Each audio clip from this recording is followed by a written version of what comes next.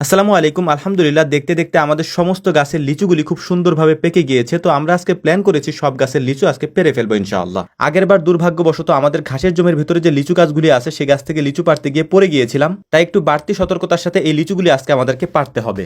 যদিও যে গাছ থেকে আমরা লিচু পাড়তেছি এই গাছের লিচুগুলি একেবারে চালের উপরে থাকার কারণে চালের উপরে দাঁড়িয়ে দাঁড়িয়ে এই লিচুগুলিকে আমাদের পাড়তে হচ্ছে একেবারে সহজ পদ্ধতিতে। আলহামদুলিল্লাহ, লিচুগুলি বেশ সুন্দরভাবে পেকেছে মাশাআল্লাহ, এটা দেখতেও খুব সুন্দর লাগছে। প্রতি বছর লিচু পাড়তে গিয়ে অনেক সমস্যার সম্মুখীন হতে হয়, তার মধ্যে অন্যতম হচ্ছে ঝড়ে এই লিচুর ডালগুলি ভেঙে যায় এবং লিচুগুলিও নষ্ট হয়ে যায়। এর পাশাপাশি বাদুর বা অন্যান্য পাখিতে এই লিচুগুলি খেয়ে ফেলে, তবে এবার এরকমটা কোনো কিছুই হয়নি। মোটামুটি আমাদের এইদিকে এই সিজনে সবার লিচু পাড়া হয়ে গিয়েছে, তবে আমরা একটু পরে পারতেছিলাম যেহেতু এগুলি আমরা বিক্রি করব না, যে কারণেই পুরোপুরি পাকা পর্যন্ত আমরা অপেক্ষা করেছিলাম যে একেবারে পরিপূর্ণভাবে পেকে গেলে তারপর আমরা পারবো। তবে কিছু লিচু এখনো পর্যন্ত কাঁচা রয়ে গিয়েছে যেগুলি আমরা এখন পারবো না। এখানে যে লিচু গাছ থেকে আমরা লিচুগুলি পারতেছিলাম এই লিচু গাছটাই হচ্ছে আমাদের বাড়ির ভেতরে সব থেকে বড় গাছ। এই গাছটা কয়েকবার ঝড়ে ভেঙে গিয়েছে, তারপরও আবার আলহামদুলিল্লাহ এটার মধ্যে লিচু ধরছে। এবং এই লিচু গাছ থেকে আমি কয়েকটা কলম কেটে বিভিন্ন জায়গায় গাছগুলি লাগিয়েছিলাম। আলহামদুলিল্লাহ ওই গাছগুলিতেও এখন পর্যাপ্ত পরিমাণে লিচু ধরে।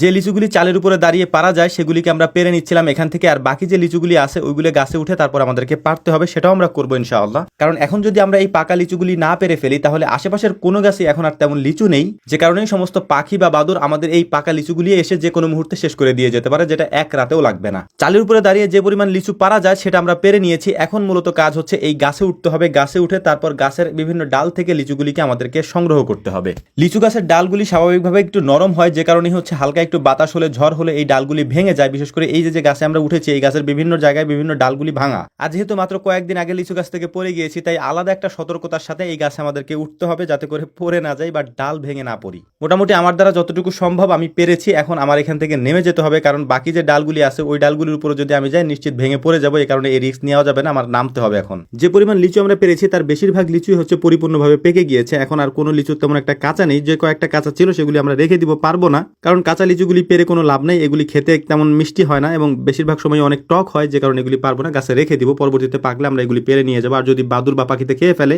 তাহলে তার কোনো কথা নেই, খেয়েই ফেললো তো আলহামদুলিল্লাহ ওটা সদগায়ে জারিয়া হয়ে যাবে। আমাদের লিচু পাড়ার কাজ মোটামুটি শেষ হয়ে গিয়েছে। এখন এই লিচুগুলিকে সুন্দর করে আমরা এখান থেকে নিয়ে যাব, নিয়ে গিয়ে এগুলিকে মানে এগুলির মধ্যে যে পাতাগুলি আছে পাতাগুলি ছাড়িয়ে শুধু লিচুগুলি আমরা একটা ঝাঁকার মধ্যে রাখার চেষ্টা করবো ইনশাআল্লাহ। আমাদের এই গাছটা অনেক পুরাতন, আব্বা লাগিয়েছিল। এই গাছ থেকে আলহামদুলিল্লাহ আমরা প্রতি বছর যে লিচু পাই তাতে আমাদের পারিবারিক চাহিদা মিটেও আমরা আত্মীয় স্বজনদেরকে দিতে পারি। ওই গাছ থেকে লিচু পাড়ার কাজটা মোটামুটি আমাদের শেষ হয়ে গিয়েছে। এখন আমরা যেখানে বসে আছি তার আশেপাশে কয়েকটা গাছ আছে, এখানেও বেশ কিছু লিচু আছে, যদিও এই গাছের লিচুগুলি আগে থেকে অনেকে পেরে নিয়ে গেছে। তারপরেও অনেক লিচু এখন আছে, সেগুলিও আমরা পারার চেষ্টা করবো ইনশাআল্লাহ। তার আগে এই লিচুগুলির পাতাগুলি ছাড়িয়ে নিয়ে শুধু লিচু এবং লিচুর ডালগুলি আমরা রেখেছি এবং এটাকে আমরা রেখে দিয়ে এখন ওই লিচুগুলি পারার চেষ্টা করবো। এই গাছটা এমনিতেই হেলে আছে, তাই একটু ভারী মানুষ যদি এটাতে উঠে তাহলে ভেঙে পড়ার সম্ভাবনা আছে, যে কারণে আমি উঠি নাই। তো লিচু পাড়ার পর বিকালে গিয়েছিলাম আমাদের ঘাসের জমিতে ঘাস দেখার জন্য। যেহেতু ঘাসের জমির পাশেই হচ্ছে আমাদের মাঠ, তাই ভাবলাম কিছুক্ষণ ফুটবল খেলে যাই। তো ফুটবল খেলতে গিয়ে একটা দুর্ঘটনাও ঘটেছে, যেটা আসলে অনাকাঙ্ক্ষিত।